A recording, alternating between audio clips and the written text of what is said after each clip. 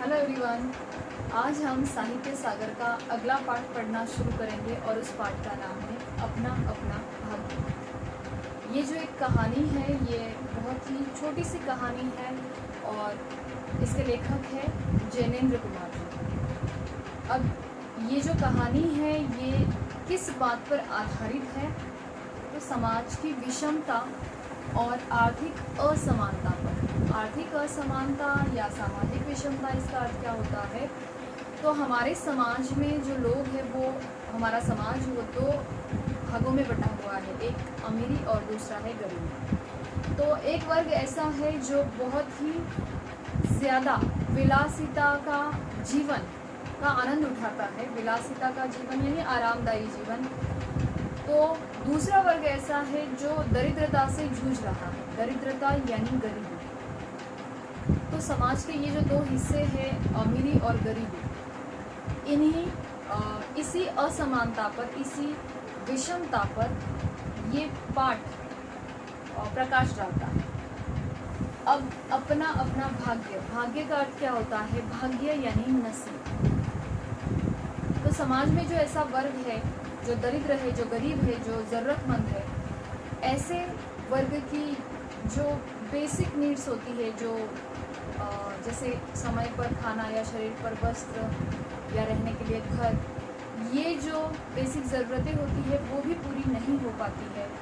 और फिर जो समाज का दूसरा वर्ग है जो कि अमीर लोग होते हैं, इंसान होने के नाते, समाज का हिस्सा होने के नाते उनका ये दायित्व होता है कि ऐसे दरिद्र समाज के लिए अमीर समाज आगे आए तथा उनकी मदद करे। लेकिन दुर्भाग्यवश ऐसा होता नहीं है और कई बार ये जो अमीर वर्ग है या धनी लोग होते हैं वे इस दरिद्र समाज को भाग्य के भरोसे छोड़ देते हैं कि अपना अपना नसीब है, अभी उसके नसीब में इतना बुरा था तो बुरा हो गया, इस प्रकार से, जो कि गलत है। इंसान होने के नाते हमारा ये कर्तव्य होता है, हमारे अंदर इतनी संवेदनशीलता होनी चाहिए। संवेदनशीलता मतलब क्या? दूसरे के दुख को महसूस करना, दूसरों के दुख को महसूस करना। ओके, तो हमारे अंदर इतनी संवेदनशीलता होनी चाहिए कि हम, अगर हमारे सामने कोई ऐसा व्यक्ति है जो बहुत ज़रूरतमंद है या बहुत भूख के मारे तड़प रहा है या बहुत असहाय है अपनी गरीबी के कारण, अपनी दरिद्रता के कारण, तो हमारे अंदर, मन के अंदर वो भाव उठने चाहिए कि हम इसकी कुछ तो मदद करें जिसकी वजह से इसके प्राण जो है वो मुसीबत में है। ओके, तो कुछ इसी प्रकार की सीख या इसी प्रकार का उद्देश्य इस पाठ के माध्यम से व्यक्त होता है। अब आते हैं पाठ के पात्रों की ओर। इस पाठ में 4 पात्र हैं। सबसे पहले पहाड़ी बालक, ये हमारे कहानी का पहला पात्र है, पहाड़ी बालक। ओके, पहाड़ी बालक जो है ये पहाड़ी इलाके में रहने वाला है। तो उसका नाम नहीं दिया है, जो एक 10-12 साल का बच्चा है तो वो पहाड़ी बालक, ये पहला पात्र। दूसरे हैं लेखक और उनके मित्र। तो लेखक और उनके मित्र नैनीताल घूमने गए थे, ये हमारे पाठ के आगे के पात्र हैं 2। और उसके बाद चौथे पात्र है वकील मित्र, जो कि लेखक के मित्र हैं। ओके, अब पाठ की शुरुआत हम करते हैं। ये पाठ, ये बहुत ही छोटी सी कहानी है, ओके, और बहुत कम पात्र है और बिल्कुल आसान सा है, तुरंत समझ में आ जाए ऐसा। ओके, तो होता क्या है, लेखक और उनके मित्र नैनीताल शहर घूमने के लिए चले जाते हैं। एक दिन शाम के समय ऐसे ही बिना उद्देश्य कि अब घूमने गए हैं तो कोई हर समय घर के कमरे के, होटल के बाहर निकलने के लिए कारण की आवश्यकता नहीं होती। इंसान जब दूसरे शहर में घूमने जाता है, आराम करने जाता है, तो अक्सर वो यूं ही घूमता है बेवजह। तो वैसे ही लेखक और उनके मित्र बिना किसी कारण के ऐसे ही शाम के समय घूमने के लिए बाहर निकले। बहुत घूम चुकने के बाद वे एक सड़क के किनारे एक बेंच था, उसके ऊपर बैठ गए और ऐसे ही समय व्यतीत करने लगे। आसपास का नज़ारा, आसपास से गुजरने वाले लोग, इन सब का निरीक्षण करने लगे, देखने लगे। लेखक जो है उन्हें वहाँ नहीं बैठना था, वो बहुत उब गए थे, बहुत समय से बैठे थे, इसीलिए बहुत बोर हो गए थे और इसीलिए लेखक उनके मित्र से दरख्वास्त करते कि चलो अभी बस हो गया, होटल में चलते हैं, हमारे कमरे में। लेकिन मित्र जो है बस कुछ थोड़ी देर और, कुछ थोड़ी देर और, ऐसा करके उसको बिठा देते हैं लेखक को। और कुछ समय ऐसे बीत जाता है और फिर वहाँ उन्हें कुछ दूरी पर एक लड़का नज़र आता है। अब जो कि शाम का समय है, शाम भी गहराने लगी है, यानी शाम बीत के रात का समय होने लगा है और नैनीताल है, मतलब कड़ाके की ठंड थी। तो लेखक और उनके मित्र जो है देखते हैं कि इतने जब अंधेरा होने लगा है, इतने अंधेरे में उन्हें एक 10-12 साल का लड़का उनकी तरफ आता हुआ, उनकी तरफ मतलब रास्ते पे चलता हुआ नजर आता है। लेखक के मित्र को बड़ी उत्सुकता होती है, उस लड़के को आवाज़ लगाते हैं और उसे कई प्रश्न पूछते हैं कि भाई तू, पहले तो उसे देख के हैरान हो जाते हैं क्योंकि इतनी कड़ाके की ठंड में उसके शरीर पर ठीक से वस्त्र भी नहीं थे, वस्त्र यानी कपड़े। ओके, अब कड़ाके की ठंड है तो हमें तो पता है कि जब हम ठंड वाले इलाके में घूमने जाते हैं तो हमारे पास कितना तामझाम होता है, लाइक स्वेटर चाहिए, फिर सर पे पहनने के लिए टोपी चाहिए, फिर पैरों में भी सॉक्स चाहिए, बहुत सारी हम तैयारी कर लेते हैं क्योंकि वहाँ पे बहुत ठंड है। और ऐसे कड़ाके की ठंड में उस बालक के शरीर पर बस एक मैला सा फटा हुआ कुर्ता होता है और उसके पैरों में कुछ नहीं है, जैसे चप्पल नहीं थी या सॉक्स मोजे नहीं थे या फिर उसके सर पर, उसका सर भी ढका हुआ नहीं था। तो लेखक को हैरानी हो जाती है। लेखक के मित्र उस लड़के को बुलाते हैं, उसे कई प्रश्न पूछते हैं, कहाँ से आया है, कहाँ रहता है, क्या काम करता है, इतनी रात को अकेले क्यों घूम रहा है वगैरह। और इन्हीं सारे सवाल जवाबों में लेखक और उनके मित्र को जानकारी मिलती है कि ये लड़का अपने गांव से, जो कि नैनीताल से कुछ दूरी पर था, उस गांव से ये लड़का भाग आया था। ओके, और किसी होटल में दुकान में काम करता था और फिर वहाँ पे उसे कुछ झूठा खाना मिलता था काम के बदले में और 1 रुपया वेतन मिलता था। ठीक है, अब कुछ कारणवश होटल के मालिक ने उसे काम से निकाल दिया था।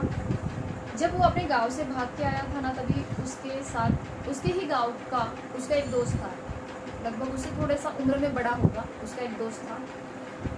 तो ये दोनों मिलकर भाग कर आए थे अपने गांव से। अब भागकर क्यों आए थे, तो उसका कारण उस लड़के ने ऐसा बताया, पहाड़ी बालक ने, कि उसके घर में जो है ना बहुत उसके भाई बहन हैं, उसके गांव में कुछ काम धाम नहीं था, तो अक्सर खाने को कुछ मिलता नहीं था। घर में इतने ज़्यादा मेंबर्स थे, फैमिली मेंबर्स, तो खाने को कुछ मिलता नहीं था, कम पड़ता था, माँ रोती रहती थी और पिता शायद कुछ नहीं करते थे। और इसीलिए वो लड़का उस सारे माहौल से घर के बहुत ही दुखी होकर कुछ काम करने के इरादे से, पेट भरने के इरादे से अपने ही गांव के एक दोस्त के साथ, जो उम्र में थोड़ा सा बड़ा था उसके साथ नैनीताल भाग आता है।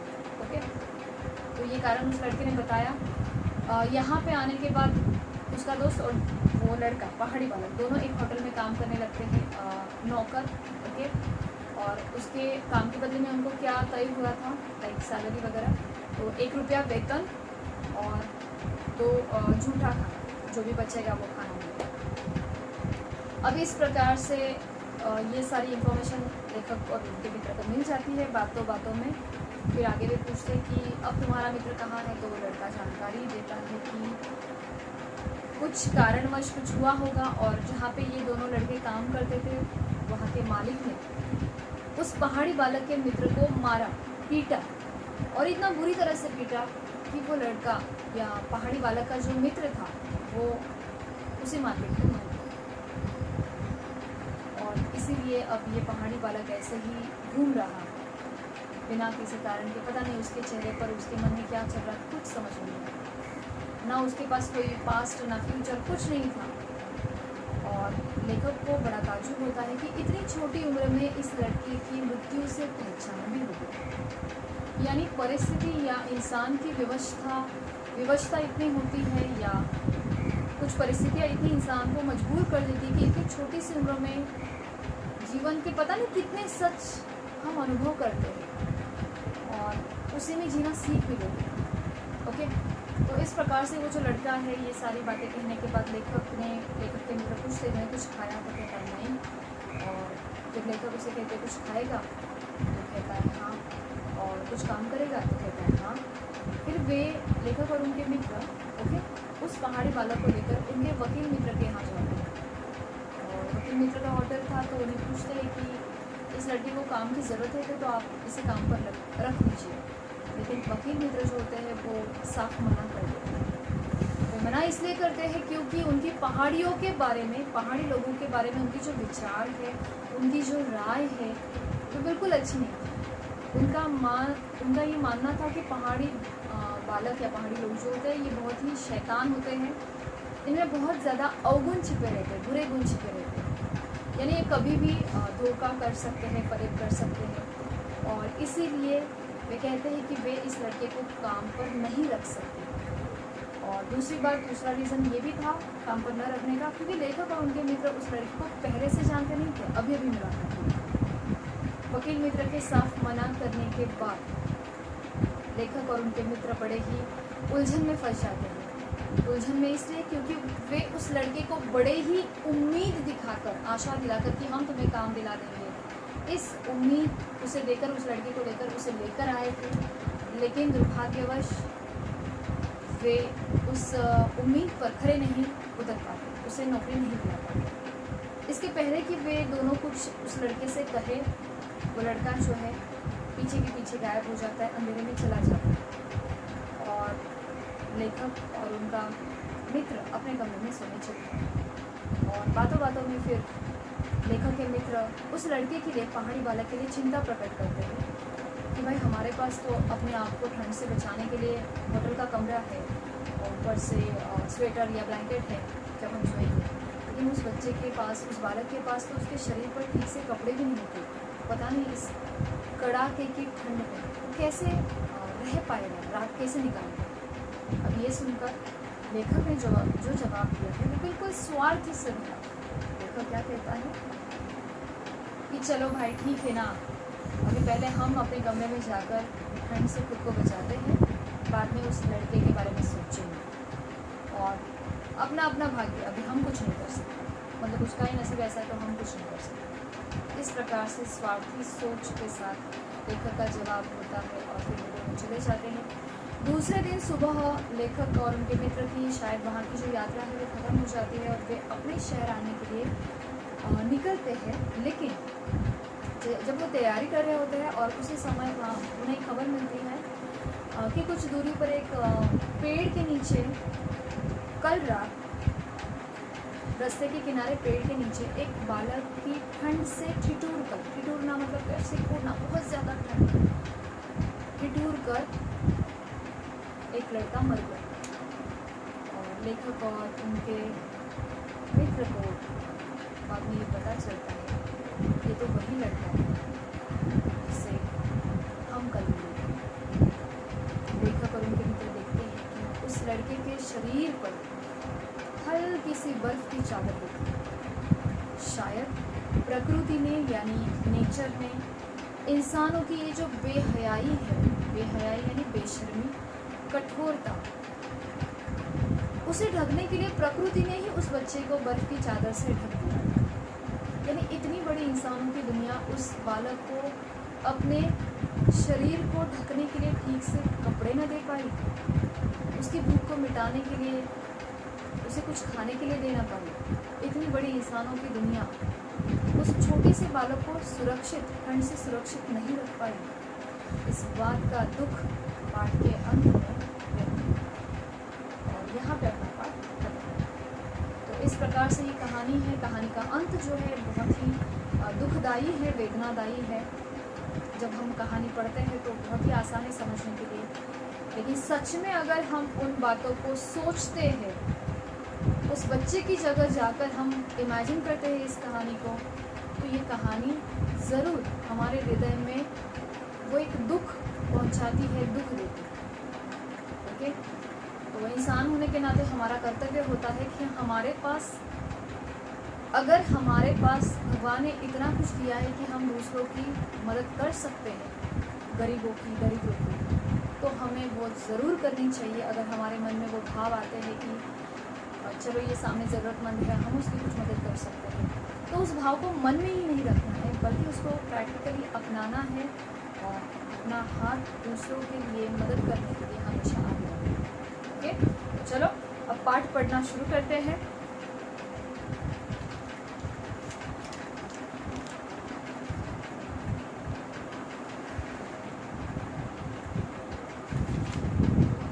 पाठ का नाम है अपना अपना भाग्य।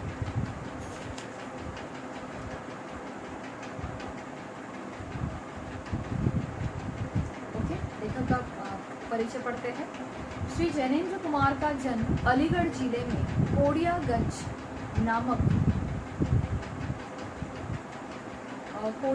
नामक कस्बे में सन 1905 में हुआ। जैनेन्द्र की रचनाओं पर गांधीवाद का बहुत प्रभाव पड़ा। गांधीवाद यानी गांधी जी के विचार। ओके, ये अहिंसावादी और दार्शनिक थे।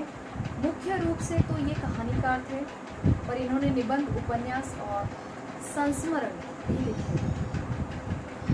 निबंध सबको पता है, उपन्यास मतलब नॉवेल्स, और संस्मरण यानी किसी एक व्यक्ति के बारे में यादें, या सिर्फ अनेकों व्यक्ति के बारे में एक एक याद ऐसा करके हम लिखते हैं, तो उसे कहते हैं संस्मरण। सुनीता, सुखदा, मुक्तिबोध, ये इनके प्रसिद्ध उपन्यास हैं। साहित्य, श्रेय और प्रेय, मंथन, ये प्रसिद्ध निबंध संग्रह तथा फांसी, जय संधि, वातायन, नीलम देश की राजकन्या, एक रात, दो चिड़िया, पाजी, ये इनके प्रसिद्ध कहानी संग्रह। तो ये सारे इनके बुक्स के नाम हैं जो इन्होंने लिखे हैं। इनकी कहानियों में कहानी कला को एक नया आयाम मिला है, जिसमें वर्णन व विवरण की अपेक्षा चिंतन और विश्लेषण की प्रधानता है। यानी इनकी कहानियों में एक अनोखापन ये है कि सिर्फ वर्णन नहीं होता है। ओके, उस कहानी में वर्णन की बजाय ज़्यादा विश्लेषण और चिंतन होता है। चिंतन यानी वो कहानी हमें सोचने पर मजबूर कर देती है। वो कहानी हमारे दिमाग में घूमती रहती है कि ऐसा क्यों है, ऐसा क्यों नहीं है। ठीक है, इस प्रकार से। तो अब कहानी पढ़ना शुरू करते हैं, ध्यान दीजिए। अपना अपना भाग्य। बहुत कुछ निरुद्देश्य घूम चुकने पर हम सड़क के किनारे बेंच पर बैठ गए। निरुद्देश्य मतलब क्या? बिना उद्देश्य के, बिना किसी कारण के। ओके, अब इस पाठ में बहुत ज़्यादा शब्दार्थ है नहीं, तो मैंने यहाँ पे कुछ लिखा नहीं है, बस कुछ 2-4 ही शब्द है। उनके अर्थ मैं आपको बताऊंगी, तो आप वो नोट कर सकते हो। ओके, बहुत कुछ निरुद्देश्य घूम चुकने पर हम सड़क के किनारे बेंच पर बैठ गए। निरुद्देश्य यानी बिना उद्देश्य के, बिना किसी कारण के सड़क के किनारे बेंच पर बैठ गए। हम यानी कौन? हम यानी लेखक और उनके मित्र। ओके, नैनीताल की संध्या धीरे धीरे उतर रही थी। तो कौन से शहर में है ये? नैनीताल। अगर आपके पास टेक्स्ट बुक है तो आपको इस शहर के नाम को सर्कल करना है, और हम को, और हम के बाजू में आप लिख सकते हैं लेखक और उनके मित्र। नैनीताल की संध्या धीरे धीरे उतर रही थी, यानी संध्या का समय बीत कर अब वे रात की ओर समय गुजर रहा था, जा रहा था। रुई के रेशे से भाप से बादल हमारे सिरों को छू छू कर बेरोक घूम रहे। रुई के रेशे से, रुई यानी कॉटन, तो जैसे कॉटन होता है ना, सॉफ्ट वो दिखता है, तो वैसे वो कॉटन जैसे सफ़ेद बादल, भाप से बने बादल, भाप यानी वेपर। ओके, बाष्प, जो पानी से भाप बनती है ना, तो भाप से बादल हमारे सिरों को छूकर बेरोक घूम रहे थे। बेरोक यानी बिना रोक टोक के, बिना किसी से डरे। लेखक के ये कहने का मतलब है कि बहुत ही नज़दीक बादल थे, सर से टकरा रहे थे। हल्के प्रकाश और अंधियारी से रंग कर कभी नीले दिखते, कभी सफ़ेद। कौन? बादल। तो जो कि रात की ओर समय गुजर रहा था, तो हल्का प्रकाश और हल्का अंधेरा, तो कभी वो बादल नीले दिख रहे थे, कभी सफ़ेद दिख रहे थे, और फिर ज़रा अरुण पड़ जाते। अरुण यानी लाल, जैसे हमारे साथ खेलना चाह रहे हैं। ओके, तो आपको ना ये वर्णन याद करना है, पाठ करना है, लर्न करना है कि नैनीताल की संध्या का वर्णन लेखक ने किन शब्दों में किया है। ये प्रश्न पूछा जाता है, सो ये पैराग्राफ इम्पोर्टेंट है, आप इसे रखिए। ओके, 5, 10, 15 मिनट हो गए, मित्र के उठने का कोई इरादा न मालूम है। मित्र यानी लेखक के मित्र का, बहुत समय से बैठे हैं, लेकिन लेखक के मित्र उठने का नाम ही नहीं ले रहे थे उस बेंच पर से। मैंने झुंझला कर कहा, मैंने यानी लेखक ने, मैंने झुंझला कर कहा, अब चलिए भी। अरे ज़रा बैठो, लेखक के मित्र ने क्या कहा? ज़रा बैठो। हाथ पकड़कर ज़रा बैठने के लिए जब जोर से बैठा लिया गया तो और चारा न रहा। लेखक के मित्र ने उसका हाथ पकड़कर जोर से बैठा दिया। ओके, सो लेखक के पास कोई और चारा न रहा, यानी कोई और ऑप्शन, कोई और उपाय रहा नहीं बैठने के अलावा। सनक से छुटकारा पाना आसान न था। सनक यानी पागलपन। ऐसा क्यों कहता है लेखक? क्योंकि उस समय लेखक के मित्र पर कौन सा पागलपन छाया था? उस बेंच पर बैठने का बस, और इधर उधर देखने का पागलपन। तो लेखक का मित्र क्या कहता है कि उनके मित्र के उस पागलपन के दौरे से सनक से छुटकारा पाना आसान न था, और ज़रा बैठना भी ज़रा न था। मतलब जब वे कहते अरे ज़रा बैठो, तो वो ज़रा मतलब लगभग 1-1.5 घंटा हो जाता था, फिर भी उनका ज़रा शब्द समय खत्म नहीं होता। ओके, चुपचाप बैठे तंग हो रहा था। तंग यानी परेशान। मैं चुपचाप बैठे परेशान हो रहा था, यानी लेखक उड़ रहा था यानी मन ही मन चिढ़ रहा था दोस्तों का। कि मित्र अचानक बोले, देखो वह क्या है। मैंने देखा कि कुहरे की सफेदी में कुछ ही हाथ दूर से एक काली सी मूर्ति हमारी तरफ आ रही थी। क्या देखा? कुहरे की सफेदी। कुहरा यानी क्या होता है? कुहरा यानी फॉग।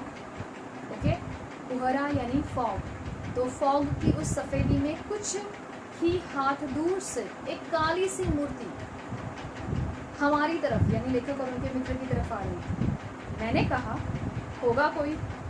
3 गज की दूरी से दिख पड़ा एक लड़का, सिर के बड़े बड़े बाल खुजलाता चला आ रहा था। नंगे पैर, नंगे सिर, एक मैली सी कमीज लटकाए। तो 3 गज की दूरी से यानी कुछ हाथ की दूरी पर से दिखाई पड़ा कि एक लड़का सिर के बड़े बड़े बाल खुजलाता हुआ चला रहा था। नंगे पैर, नंगे सिर, यानी ना पैर में कोई मुझे चप्पल थी और ना सिर पर कुछ टोपी या अपने सिर को उसने ढका था, और शरीर पर एक मैली सी कमीज। ये भी आपको ध्यान में रखना है, क्योंकि जब पहाड़ी बालक का परिचय या उसका वर्णन पूछा जाता है तो ये आपको लर्न करना है। ओके, पैर उसके न जाने कहाँ पड़ रहे थे, और न जाने वह कहाँ जा रहा था, कहाँ जाना चाहता था। न दाया था न बाया था, मतलब वो बस चलता जा रहा था, जैसे उसके आसपास का कुछ दिखाई नहीं दे रहा था। उसकी चाल से पता चल रहा था कि बस वो चल रहा है, ना उसे कहीं जाना है ना वो किसी को देखना।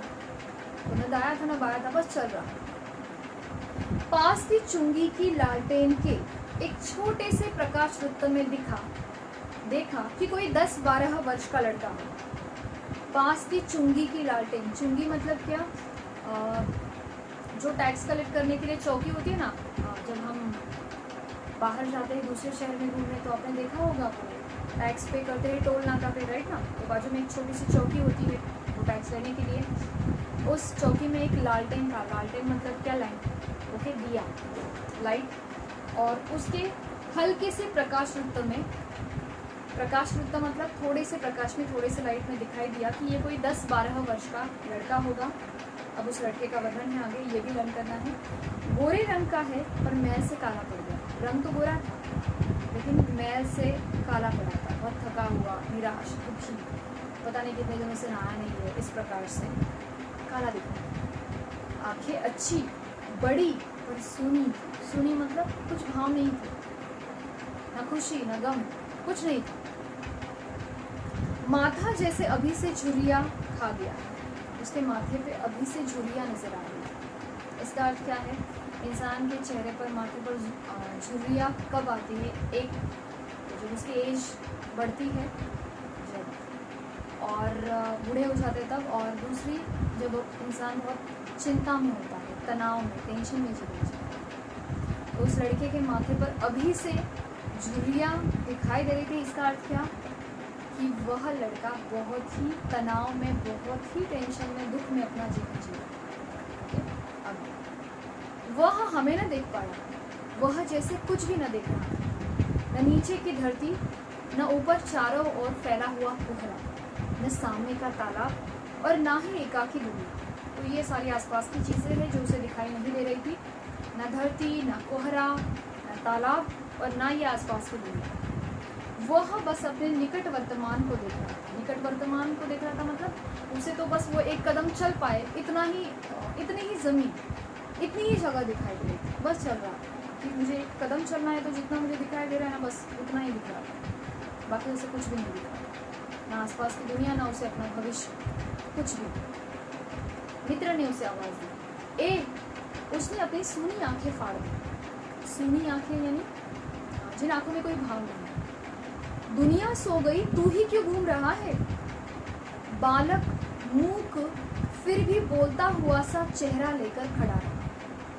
वो बेचारा चुपचाप, फिर भी उसका चेहरा बोल रहा था। वो कुछ नहीं बोल रहा है, लेकिन उसका चेहरा बोल रहा है। लेखक के मित्र ने अब उसे सवाल पूछना, कई सवाल पूछने शुरू कर दिए। कहाँ सोएगा? जी यही तो। कल कहाँ सोया था? दुकान पर। आज वहाँ क्यों नहीं? जी दुकान से हटा दिया। क्या नौकरी थी? सब काम, 1 रुपया और झूठा। तो नौकरी में उसे क्या नौकरी के बदले में उसे क्या मिलता था? 1 रुपया और झूठा। फिर नौकरी करेगा? हाँ। बाहर चलेगा? हाँ। आज क्या खाना खाया? कुछ नहीं। अब खाना मिलेगा? नहीं मिलेगा। तो यूं ही सो जाएगा? हाँ। कहाँ? यही कहीं। तो ये सवाल जवाब कौन कर रहा है? सवाल कौन पूछ रहे हैं? लेखक के मित्र। और जवाब दे रहा है पहाड़ी। ओके। इन्हीं कपड़ों में? लेखक के मित्र ने क्या पूछा? इन्हीं कपड़ों में सो जाएगा? बालक फिर आंखों से बोलकर मुंह पर खड़ा रहा। उसने शब्दों से कुछ नहीं बोला, लेकिन आंखों से बोला, जैसे आंखें उसकी बोलती थी। ये भी कैसा मूर्ख प्रश्न है। अभी खाने को नहीं मिल रहा है, कुछ नहीं हमारे पास, तो इन्हीं कपड़ों में सोएगा मतलब कि उसके पास कोई नाइट सूट थोड़ी होगा, बराबर ना? तो लेखक के मित्र की तरफ उस लड़के ने ऐसे देखा जैसे कैसे मूर्खों जैसा प्रश्न पूछ रहे हैं कि इन्हीं कपड़ों में सोएगा। ऑब्वियसली इन्हीं कपड़ों में सोएगा ना। ओके। माँ बाप है?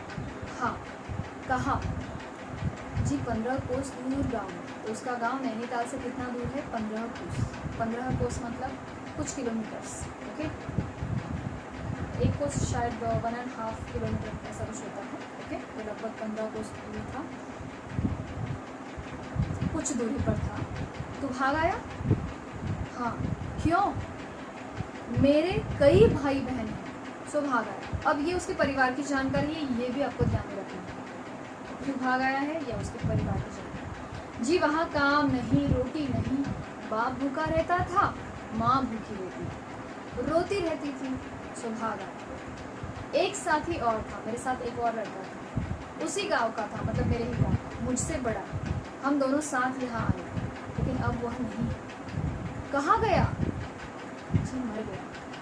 बस जरा सी उम्र में ही इसकी मौत से पहचान हो गई। मुझे बड़ा अचरज हुआ। मर गया? ओके। तो लेखक को किस बात का अचरज हुआ था कि ये प्रश्न पूछा जाता है कि किस बात का अचरज हुआ? तो इस बात का कि उस बच्चे को, उस पहाड़ी बालक को इतनी सी उम्र में, 10-12 साल की उम्र, मतलब बहुत ही छोटी उम्र है, 4th-5th के बच्चे, तो इतनी छोटी उम्र में 4th-5th स्टैंडर्ड के बच्चे, तो इतनी छोटी उम्र में मौत से उसकी पहचान हो गई थी। इस बात का लेखक को बड़ा आश्चर्य। मर गया? हाँ, साहब ने मारा तो मर गया। अच्छा हमारे साथ चल। तो वह साथ चल दिया। तो उसे पूछा कि हमारे साथ चलेगा? तो कहता है हाँ। तो लेखक और उनके मित्र उसे अपने साथ ले आए। वह साथ चल दिया। लौटकर हम वकील दोस्त के होटल पहुंचे। कहाँ पहुंचे? वकील दोस्त के होटल। वकील साहब आवाज लगाई। लेखक और उनके मित्र ने वकील साहब को, वकील मित्रों को आवाज लगाई। वकील साहब होटल के कमरे से उतरकर आए। कश्मीरी दूशाला में लपेटे थे। कश्मीरी दूशाला यानी शॉल, जो ठंड से हमें प्रोटेक्ट करती है, हमें बचाती है। ओके। मोजे चढ़े पैरों में चप्पलें थी। अब इतनी ठंड है तो इनके इस तामझाम से हमें पता चलता है कि वहाँ पे कितनी ठंड है। तो पहले तो शरीर पर कश्मीरी शॉल थी, फिर मोजे चढ़े पैरों में चप्पल थी। मोजे यानी सॉक्स, पैरों में सॉक्स भी पहने थे, ऊपर से चप्पल भी थी। स्वर में हल्की सी झुंझलाहट थी। झुंझलाहट यानी चिढ़ना और कुछ लापरवाही। शायद लेखक और उनके मित्र ने वकील साहब को जो डिस्टर्ब किया था, वो वकील मित्र को अच्छा नहीं लगा।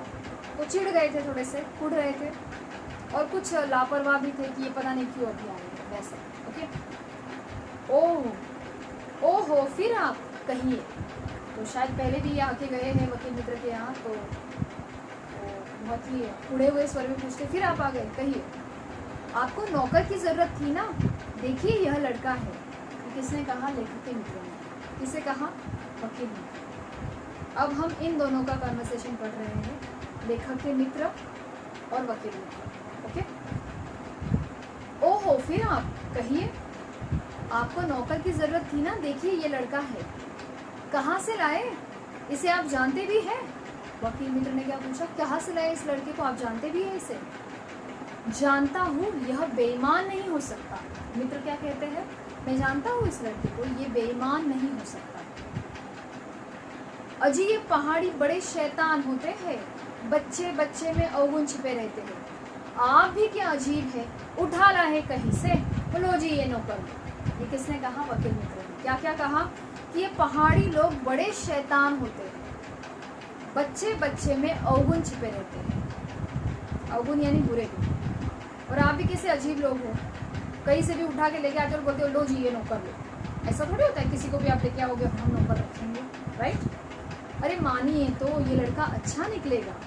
तो उनके लेखक के मित्र वकील साहब को कन्विंस करने की कोशिश करें कि ये लड़का अच्छा है, आप रखो इसे नौकर। आप भी जी बस खूब है, ऐसे ही अरे गहरे को नौकर बना लिया जाए और अगले दिन अगर वह न जाने क्या क्या लेकर चंपत हो जाए, भाग जाए। वकील मित्र ने अपनी चिंता प्रकट की कि ऐसे ही किसी भी अननोन पर्सन को, जिसे हम जानते नहीं पहचानते नहीं, किसी को भी नौकरी पर रख दे और दूसरे दिन पता नहीं वो क्या क्या लेकर भाग जाए, फिर कहाँ जाए? अजय आप मानते ही नहीं, मैं क्या करूँ? उनके मित्र जो है, लेखक के मित्र वकील साहब को कहते, अरे आप मान जाइए, आप क्यों नहीं मान रहे? अजय माने क्या था, आप भी जी अच्छा मजाक करते हैं। अच्छा अब हम सोने को जाते हैं। वकील मित्र ने पूरी तरह से इग्नोर कर दिया। क्या कह दिया? आप क्या माने आपकी बात को, आप तो मजाक कर रहे हैं, चलो हम अब सोने को जाते हैं। और वह 4 रुपया रोज के किराए वाले कमरे में सजी मसहरी पर सोने झटपट चले गए। 4 रुपया रोज का किराया भरते थे, रोज का किराया होता है 4 रुपया। ऐसे कमरे में वे सोने चले गए। यहाँ पे लेखक ये 4 रुपया किराया वगैरह बात की है, तो लेखक दर्शाना चाहते हैं कि ये वकील मित्र कितने अमीर है, धनी है।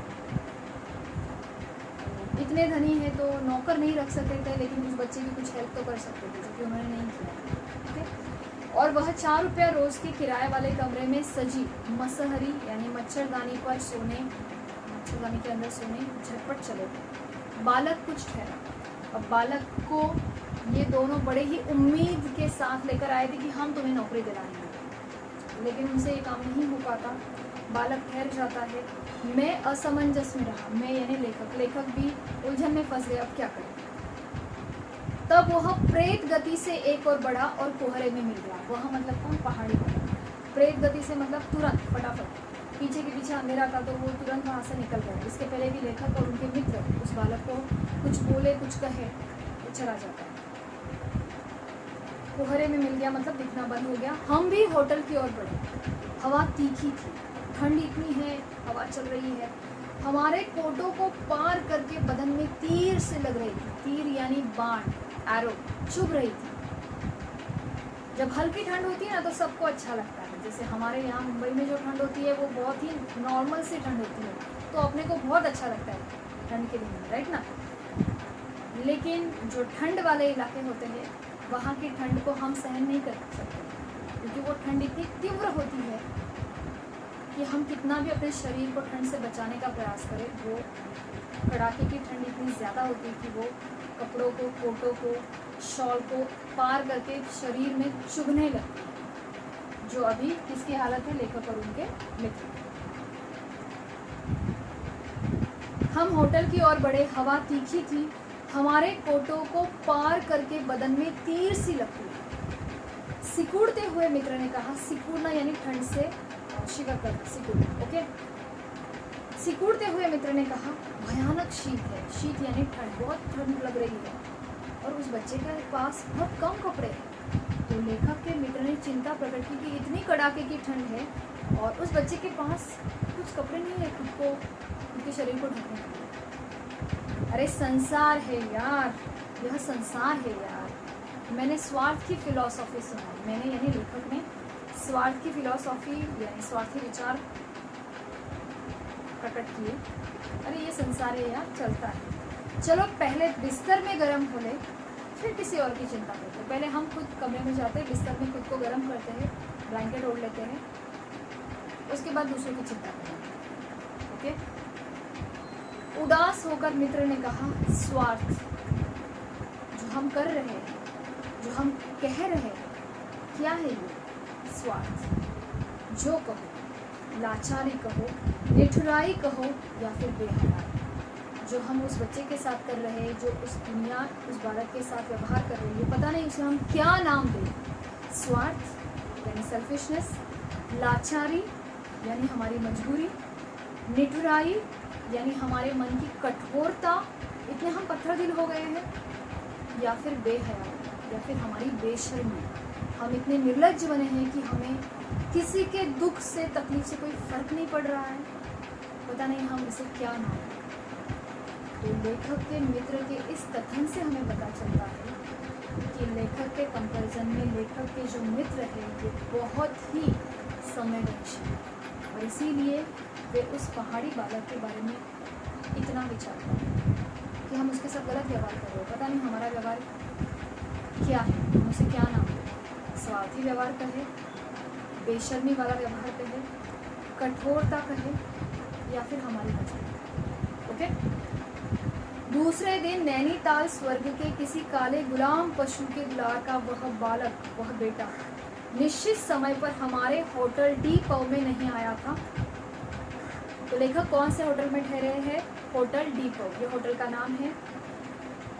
इस कहानी का कुछ बीच में एक छोटा सा पार्ट है जो यहाँ पे स्किप किया है आपके टेक्स्ट बुक में। तो कुछ इस प्रकार का था कि लेखक और उसके मित्र ने, ध्यान से सुनो, अभी जो मैं बता रही हूँ ये पार्ट आपके टेक्स्ट बुक में नहीं है, मैं सिर्फ बता रही हूँ, ये क्वेश्चन आंसर में ये नहीं आएगा, आपको पूछा नहीं जाएगा। तो उसमें ऐसा है कि लेखक और उनके मित्र उस बच्चे को नौकरी जब नहीं दिला पाते तो उसको पैसे से मदद करने की इच्छा रखते हैं, लेकिन दुर्भाग्यवश उनके पास उस समय छुट्टे रुपए नहीं होते, 10 रुपये का नोट होता है। और लेखक और उनके मित्र 10 रुपये का नोट उस बच्चे को नहीं देना चाहते थे, क्योंकि 10 रुपया उस ज़माने में बहुत ज़्यादा अमाउंट थी। लेखक सोचने लगते कि अगर इसको 10 रुपये दे दिया तो उनका बजट बिगड़ जाएगा, जो कि वो घूमने गए। और इसीलिए उन लोगों ने, लेखक और उनके मित्र ने, उस बालक को दूसरे दिन होटल में बुलाया, शायद किसी मदद करने के भाव से। ओके। लेकिन वह दूसरे दिन उस होटल में समय पर नहीं आया। यहाँ पे एक लाइन है, काले गुलाम पशु के दुलार का, यानी किसी दुर्भाग्य, बहुत बुरे भाग्य के लाड़ प्यार का वो बेटा था, जिसका नसीब ही बहुत बुरा था शायद। तो वो बेटा हमारे इस होटल में नहीं आया। हम अपने नैनीताल सैर खुशी खुशी खत्म कर चलने को गए। दूसरे दिन की सैर खत्म हो रही थी, लेखक और उनके मित्र लौटने की तैयारी कर रहे थे, पैकिंग कर रहे थे आने की। उस लड़के की आस लगाए बैठे रहने की ज़रूरत हमने नहीं समझी, मतलब उस लड़के का इंतज़ार करे या उसकी राह देखे, ऐसा कोई खास रिश्ता तो था नहीं, तो फिर हमने भी उसका इंतज़ार करने की ज़रूरत नहीं समझी। मोटर में सवार होते ही यह समाचार हुआ, जैसे लोग मोटर में बैठ गए, लेखक और उनके मित्र, उन्हें खबर मिली कि पिछली रात एक पहाड़ी बालक सड़क के किनारे पेड़ के नीचे ठंड से ठिठुर कर मर गया। ठिठुर कर यानी ठंड से सिकुड़ कर। मरने के लिए उसे वही जगह, वही 10 बरस की उम्र, वही काले चितड़ों की कमीज मिली। आदमियों की दुनिया ने बस उसे यही उपहार उसके पास छोड़ा था। यानी इतने बड़ी दुनिया, इतने इंसानों से भरी हुई दुनिया, लेकिन ये दुनिया उस बालक को कुछ नहीं दे पाई। बस मरने के लिए वो 10 साल की उम्र, फटे पुराने कपड़े और वो पेड़ के नीचे की जगह, बस इतना ही दुनिया ने उसे दिया। पर बतलाने वालों ने बताया कि उस गरीब के मुंह पर, उसके मुंह पर, उसकी छाती पर, उसकी मुट्ठियों पर और उसके पैरों पर बर्फ की एक हल्की सी चादर चिपक गई थी। मतलब बर्फ गिरी थी ना रात में, तो उसके शरीर पर एक पतला सा लेयर बना था चादर जैसा। मानो दुनिया की बेहयाई, यानी दुनिया की कठोरता, दुनिया की बेशर्मी, इंसानों का स्वार्थीपन ढकने के लिए जैसे स्वयं प्रकृति यानी नेचर ने उस शव के लिए, शव यानी डेड बॉडी, ओके, मृत शरीर, तो उस शव के लिए सफ़ेद और ठंडे कफन का प्रबंध कर दिया था। तो इंसानों ने तो उसे कुछ नहीं दिया, लेकिन प्रकृति ने उस बच्चे को ढकने के लिए एक सफ़ेद बर्फ़ की हल्की सी चादर, ठंडा कफन, उसकी व्यवस्था प्रकृति ने खुद कर दी। कफन यानी मरने के बाद जो कपड़ा ओढ़ते हैं ना, ठीक है। तो यहाँ पे अपना पाठ खत्म हो गया। पाठ का अंत बहुत दुखदाई है और इससे बहुत बुरा लगता है जब हम ये पाठ पढ़ते हैं। बहुत छोटी सी कहानी है, लेकिन हमारे हृदय को छूती है। अब इस पाठ में क्या क्या दिया है मैं आपको शॉर्ट में बताती हूँ, पॉइंट्स में ध्यान देना। और इसे आप पाठ के उद्देश्य में लिख सकते हो, या इस पाठ में आपने क्या सीखा ये समझ सकते हैं। सबसे पहले समाज में फैली आर्थिक विषमता का चित्रण है। समाज जो संपन्न लोग होते हैं, यानी अमीर लोग होते हैं, धनी लोग होते हैं, उनके हृदय की कठोरता, कितने कठोर होते हैं उसका वर्णन है। फिर आज के युग में कितने स्वार्थीपन भरा है, तो कितने स्वार्थी हो गए उसका वर्णन है। मनुष्य की संवेदन शून्यता, हृदयहीनता, कि आजकल ऐसा लगता है कि लोगों के शरीर में हृदय है ही नहीं, संवेदनशीलता है ही नहीं, दूसरों के दुख को हम महसूस ही नहीं कर पाते, इसका भी वर्णन है। गरीबी का चित्रण है। और आजकल समाज में परोपकार, दयालुता, ऐसे मूल्य कम हुए हैं, इन मूल्यों का अभाव है, ये भी हमें इस पाठ से, ठीक है। इस प्रकार से अपना ये पाठ खत्म हो गया। अब हम इसके कुछ प्रश्न देखेंगे।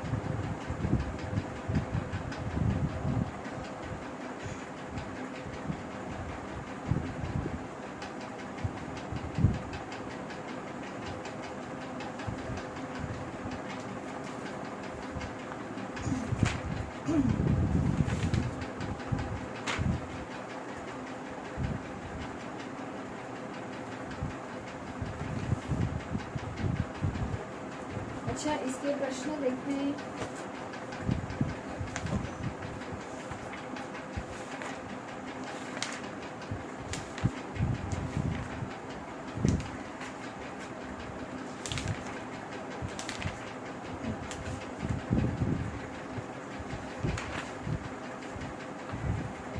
यहाँ कुछ प्रश्न है और इसमें आंसर्स भी लिखे हैं, जो कि एक आपको इसके आंसर्स भी देखने को मिलेंगे प्रश्नों के। ओके, तो कुछ प्रश्न यहाँ पे आप देख सकते हैं।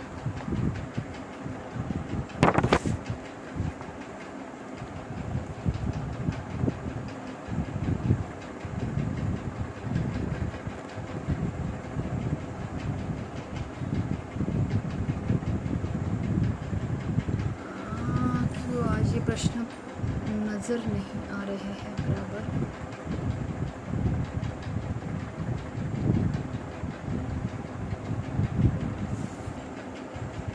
चलो, ये प्रश्न दिख नहीं रहा है, मैं आपको ये प्रश्न पढ़ के सुनाती हूँ, ठीक है।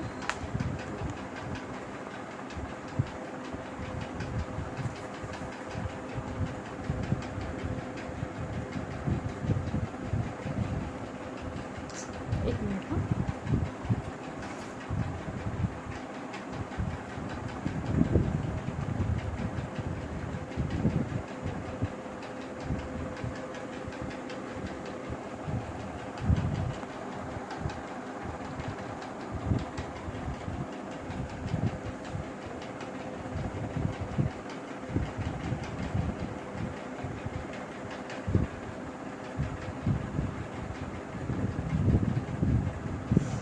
ओके, चलो मैं प्रश्न पढ़ती हूँ। पहला प्रश्न देखिए।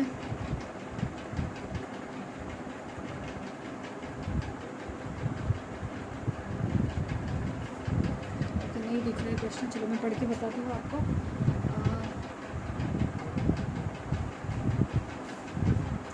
सबसे पहले नैनीताल की संध्या काल का प्राकृतिक दृश्य का वर्णन ये आपको चाहिए और करना है। उसके बाद शाम के धुंधलके में लेखक और उनके मित्र ने क्या देखा, पहाड़ी वाले का वर्णन आएगा।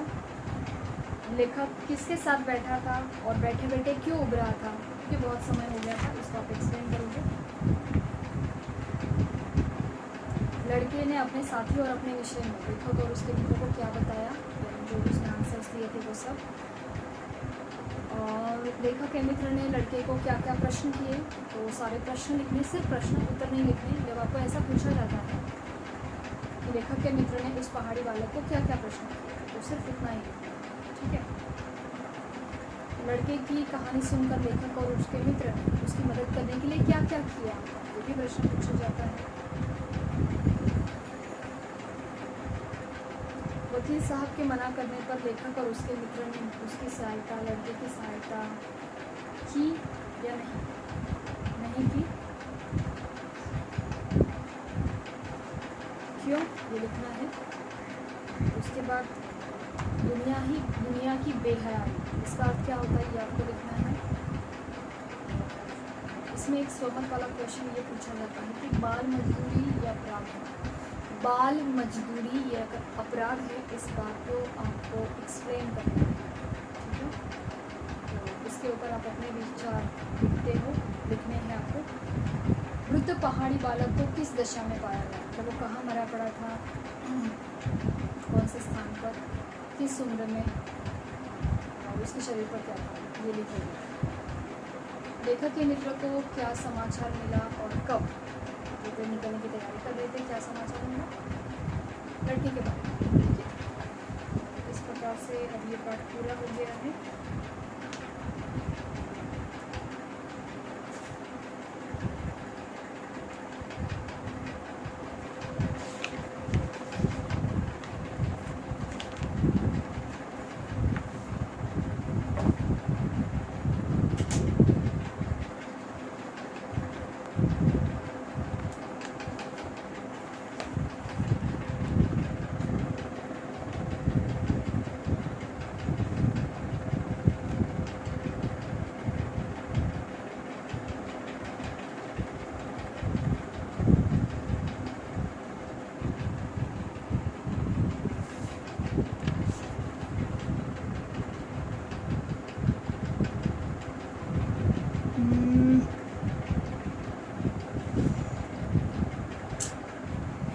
चलो ठीक है, इस पाठ का उद्देश्य और जो शीर्षक की सार्थकता है ये मैं आपको दिखाना चाहती थी, और पता नहीं क्यों ये नहीं दिख रहा है बराबर से।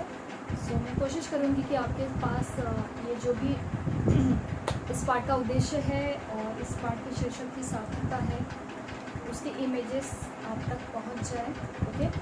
अब पाठ पढ़ने के बाद आपको कौन कौन से, जैसे मैंने कुछ प्रश्न बताए हैं या कुछ पैराग्राफ उसमें इम्पोर्टेंट है जो आपको लर्न करने हैं, और साथ ही साथ इनका परिचय, पहाड़ी बालक का परिचय पाठ के आधार पर जितना आता है उतना आपको वो करना है, उसका वर्णन लिखना है।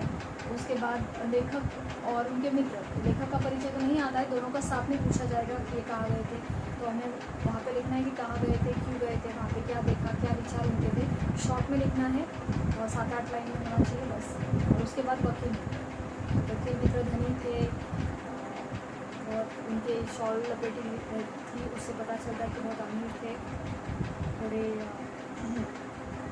लापरवाह है, धनी है तो थोड़ा सा घमंड है।